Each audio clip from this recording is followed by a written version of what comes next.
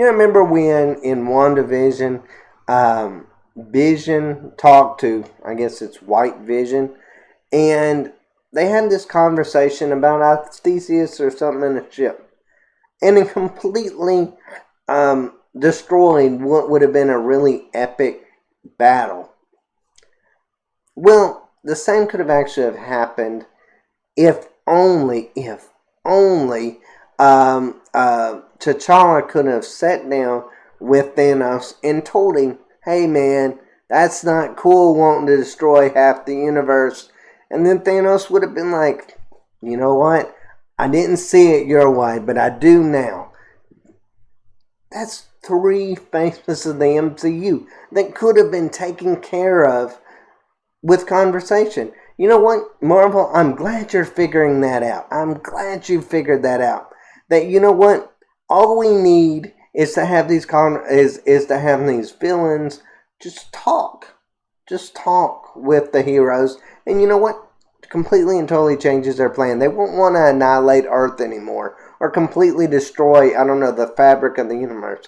They won't want to do that. They'll see it your way, and you know, I'm sure everything will just go back to normal. It's just, what are you doing, Marvel? What are you doing with this What If series? I mean, I've heard of Monday morning quarterbacking, but I've never heard it with the actual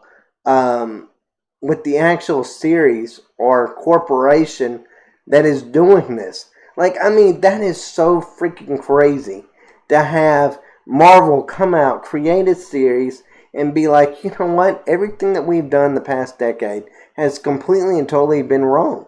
That we just completely and totally flubbed it up. If only we would replace specific people with other specific people, it would have been a lot better. Steve Rogers, he's nothing. He's nothing. Sam Wilson, he's nothing as Captain America. Nothing. Nothing compares to Agent Carter. If only she would have taken over that role, she could have stopped Hitler in just, it would have been a breeze. It would have been an absolute total breeze. We didn't need, Steve Rogers. We didn't need him to be this, with his, brandishing his good looks and his noble spirit. We just needed a woman in that role. If only we would have had that, we could have saved the day. And you know what? Iron Man, Stark, you weren't the only one that thought of, creating Iron Man. Apparently your dad had that thought too. And he did it. And he actually did a very better version than what his son did. Which is kind of interesting, thinking that Iron Man, out of all the characters in the MCU, was probably one of the most interesting. Now, he's second best. Second fiddle. In a lot of different ways. And T'Challa. He was a great Black Panther. But man, if only he would have been Star-Lord. Everybody would have loved him. He is basically, Star-Lord has come, from a show like Guardians of the Galaxy, which overall I will say is a pretty good show, a pretty good movie, both of them. But at the end of the day, they always kind of felt like, a B-rated superheroes in a lot of ways. They didn't live up to the standards of, Iron Man or, even Captain America. Any of the Avengers. They were like the B team in a lot of different ways. That's the way I looked at it. And I know, you agree, disagree, whatever. But apparently, Star-Lord is actually Jesus Christ, apparently. Everybody loves him. He's charming. He made pirates into heroes.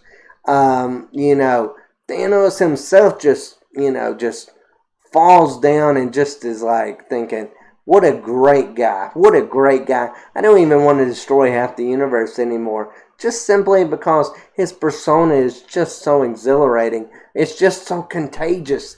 If only T'Challa would have been Star-Lord and not Quill, I mean, the damage that could have not been done is just astronomical. That last episode of What If was, I've never seen anything that bent over backwards to praise somebody. That's what that did. I don't know why they did that. I really don't. I mean, you could say a lot of things when it comes to Marvel, but that to me was so strange that they made a whole episode that just made him into a god. That his personality was so charming. I remember him in the Black Panther movies, and don't get me wrong, nice guy and everything, but I didn't think he could save the universe with a freaking conversation. I didn't see him as that. I don't know, I thought maybe Tony Stark was the most charming out of all of them. Turns out I was completely and totally wrong. Heck, I was way off. T'Challa's the guy that we should have been picking for these, these roles where we go and talk to supervillains, and talk them out of their plans. Ridiculous. Absolutely ridiculous. Now, I'm not saying the first episode with old Peggy Carter and I Am Woman, Hear Me Roar, and everybody going around, wait a second, you can pick up tanks, but you're a woman, so you can't be in the military? I don't know. I thought this was all about winning a war. I'm not saying that probably wouldn't persist in the 1940s, but I kind of feel like, when you're being bombarded by Nazis, that'd be the last thing that'd be on your mind. At least they would feel that way, but apparently not in a lot of different ways. I don't know. They kind of made a lot of things wrong with that. She saved Bucky. She literally saved Bucky. Something that Steve Rogers couldn't do.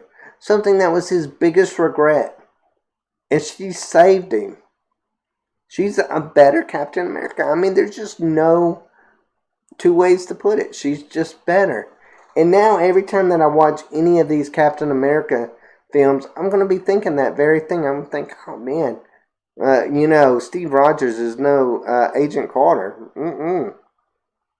She's not that good. He's not that good. And Sam Wilson, darn, get me started. We don't need that indomitable spirit.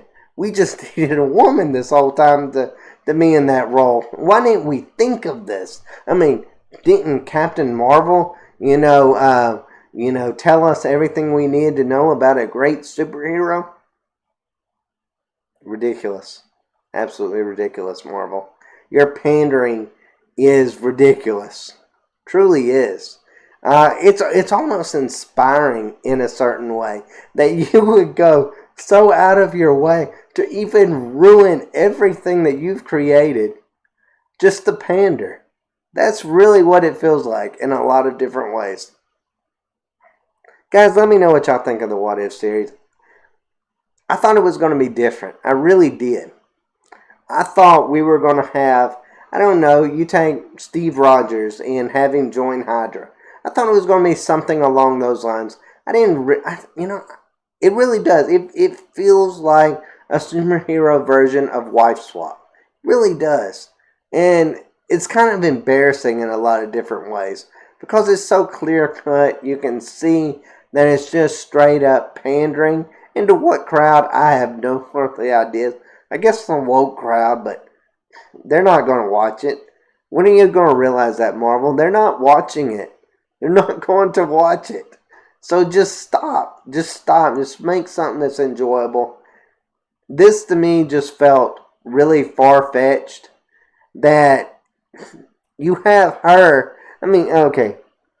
Agent Carter. You have her take on, I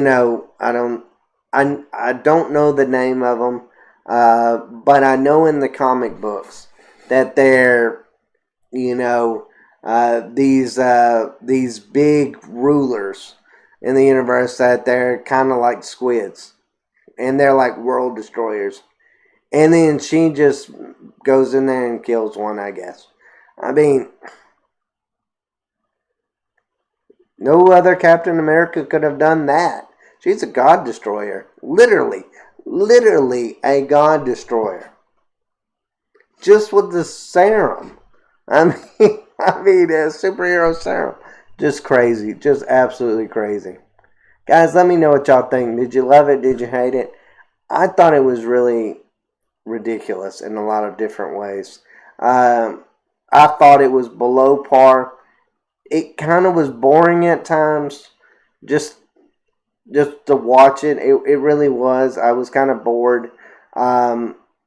It didn't feel like a cohesive story. It just felt like swapping characters around. And especially the one with T'Challa. It was just, oh, T'Challa, you're just awesome. Oh, T'Challa, I was going to go, I don't know, murder millions and millions of people. But man, you just talked me out of it with your sheer, I don't know, confidence. Because he's a Wordsworth. I don't know. It's crazy to me. But as always, guys, thanks for watching. Y'all take care.